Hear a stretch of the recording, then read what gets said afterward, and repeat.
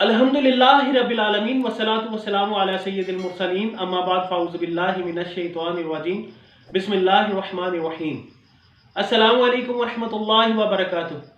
उम्मीद करता हूँ आप सब खैरियत से होंगे। अल्लाह ताला हम सब पे अपना फजलो करम फरमाए, आमीन। आप देख रहे हैं वसीम कादरी चैनल। मैं सूफी मोहम्मद वसीम कादरी आपकी खिदमत में हाजिर हूँ।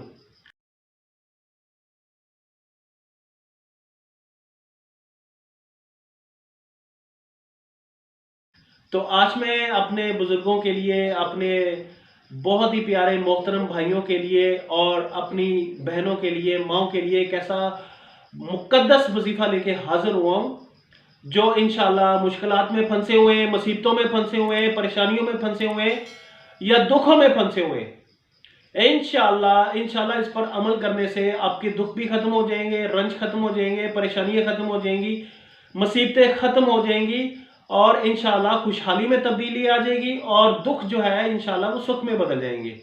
अगर आप हमारे चैनल पे नए हैं तो इसको सब्सक्राइब करें ताकि आइंदा जो हमारी वीडियो है वो आपको बर वक्त मिल सके और इसको ज़्यादा से ज़्यादा शेयर करें। तो अभी आप वजीफ़ा जो है वो नोट कर लें। वजीफ़ा करने से पहले हमारे ऊपर जो परेशानियां हैं वो क्यों आती हैं, उनकी वजह क्या है। बाज़ औक़ात हम ऐसे गुनाह कर जाते हैं जिनका हम नोटिस खुद नहीं लेते, लेकिन उन गुनाह की वजह से अल्लाह ताला की तरफ से पकड़ हो जाती है। और बाज़ ऐसे मामलात हमसे हो जाते हैं जिनकी वजह से हमारे ऊपर आजमाइशें आ जाती हैं, जिसकी वजह से ये मुसीबतें आती हैं। और बाज़ मुसीबतें ऐसी होती हैं, बाज़ परेशानियां ऐसी होती हैं जो हमें अल्लाह ताला के करीब कर देती हैं। तो अल्लाह ताला हम सबको आजमाइश, मुसीबत, परेशानियों से महफूज रखे और अपने हिफ्ज़-ओ-मान में रखे। तो अपने आप को उस रास्ते पे चलाएं जो महबूब किबरिया हजरत मोहम्मद अरबी सल्लल्लाहु अलैहि वसल्लम उनका रास्ता है, जो उन्होंने इख्तियार किया, उस रास्ते पे चले ताकि हमारे ऊपर जो मसाइब है, परेशानियां हैं वो हरगिज़ ना आए। अगर हमारे ऊपर परेशानियां आए तो वो आए जो नबी करीम सल्लल्लाहु अलैहि वसल्लम के ऊपर आई। आपने सीधा रास्ता इख्तियार किया और लोगों को हदायत दी। हमें भी वही रास्ता इख्तियार करना चाहिए जो आका करीम सल्लल्लाहु अलैहि वसल्लम आपने रास्ता इख्तियार किया।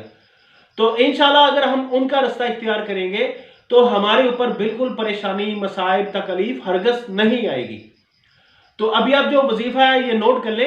ये आपने ईशा की नमाज के बाद करना है। 21 दफ़ा आपने अवल आखिर दुरूद इब्राहीम पढ़ना है और 313 दफ़ा आपने पढ़ना है ला इलाहा इल्लल्लाहु सुब्हान रब्बिल आलमीन, ला इलाहा इल्लल्लाहु सुब्हान रहमानिस सत्तार।